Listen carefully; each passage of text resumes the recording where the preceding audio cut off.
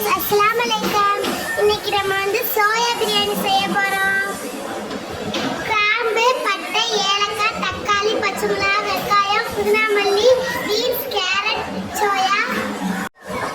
அடுப்புல கடாயை வச்சுக்கலாம் பட்டை வச்சிட்டு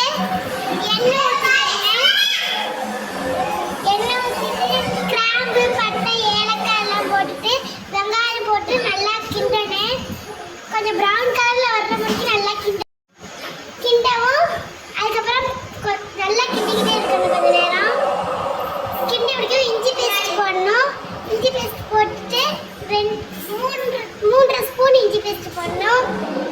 நல்லா கிண்டிக்கிடணும் கிண்டிட்டு நல்லா பிரவுன் கலர்ல வந்ததுக்கப்புறம் புதினா மல்லி போட்டுக்கணும்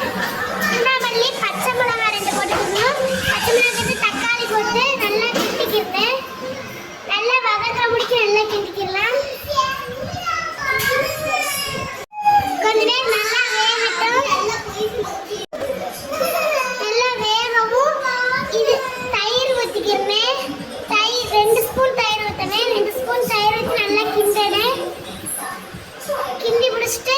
கேரட் பீன்ஸ் போட்டுக்கிறேன் கேரட் பீன்ஸ் போட்டு நல்லா கிண்டனேன் அதுக்கப்புறம் கரம் மசாலா பொடி போட்டுக்கிறேன்